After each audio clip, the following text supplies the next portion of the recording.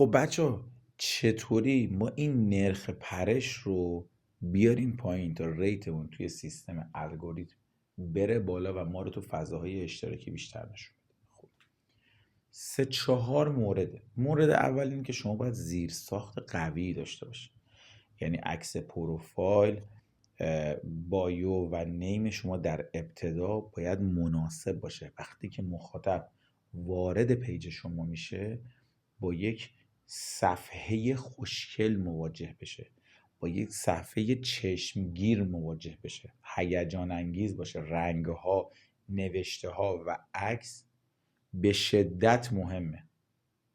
در ادامه هایلایت ها و کاوراشون به همراه ریلزا و کاوراشون خیلی مهمه. اینکه کاور ریلز سعی کنید یه تیکه کامل باشه یا یه دست باشه، یا اینکه میگیم بچه‌ها عکسای ریلزاتون که به عنوان کاور استفاده میکنید سعی کنید یک هارمونی داشته باشن، همشون پرت و پلا از 100 تا رنگ داخل پیجتون نذارید که طرف وقتی وارد میشه با یک صحنه جذابی مواجه نشه و اون باعث بشه از پیج شما خارج بشه.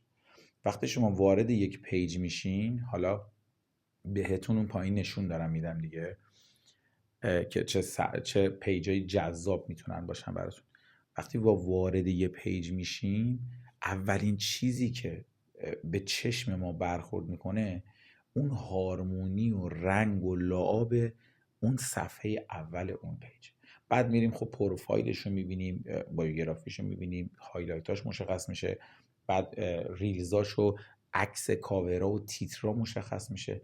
پس صفحه اول فوق‌العاده‌ای باید داشته باشین. بسیار مهمه در مبحث یک اینکه شما نرخ پرش رو بیاری پایین، دو در مبحث فالو شدن، یعنی مخاطب وقتی اون صفحه اول میره براش هیجان انگیز میشه که شما رو فالو کنه. از طرفی وقتی هیجان انگیزه میمونه تو پیج شما، راه نمیفته از پیج شما خارج بشه که نرخ پرشتون بره بالا و ریت شما بیاد توی فضای الگوریتمی پایین. آیتم بعدی که باعث میشه نرخ پرش شما بیاد پایین اینه که شما بتونید کال تو اکشن های مناسبی داشته باشین. یعنی شما از مخاطب بخواین که بره و تو پیجتون یه چیزی رو ببینه حتما، نه اینکه فقط بیاد وارد پیج شما بشه و هیچی رو نبینه، فقط همون صفحه اول رو ببینه، یا مثلا بدون اینکه از قبل آگاهی داشته باشه مثلا بیاد یه دونه ریلز شما رو ببینه و خداحافظ.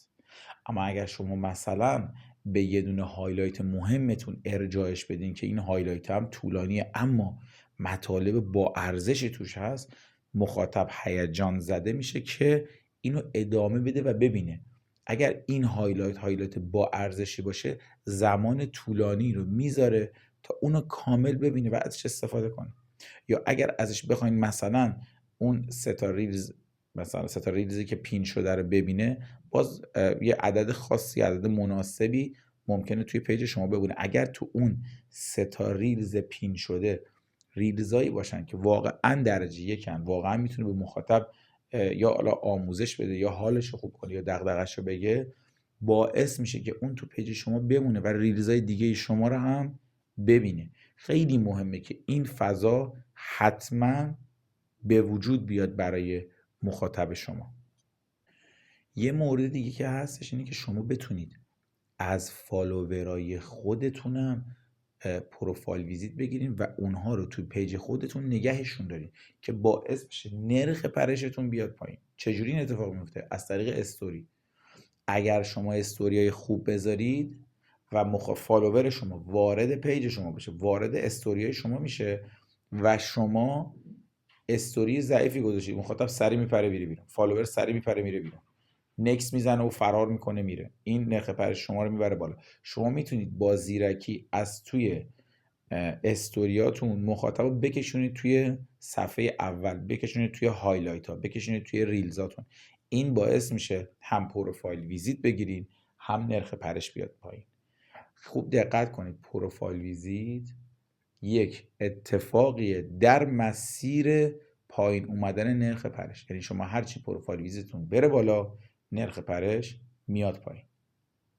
اینو خیلی دقت کنید. دو تا از مسائل به شدت مهم توی فضای اینستاگرام، توی فضای الگوریتمیه که اگر نرخ پرش پایین، پروفایل ویزیت بالا، اتفاق بیفته برای شما، ریت پیج شما توی اینستاگرام برای الگوریتم میره بالا و شما رو وارد فضای اشتراکی میکنه، برای اینکه احساس میکنه پیج و محتوای شما محتوای با ارزشه. پس تا اونجایی که میتونید همه چیز رو با کیفیت درست کنید، اهمیت بدین به صفحه اولتون، به کال تو اکشناتون، به درخواستاتون، به استوریاتون و به ریلزاتون.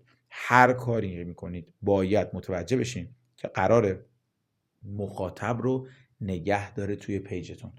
هر تولید محتوایی که دارید، هر چیزی که میسازید باید با دقت و با کیفیت باشه.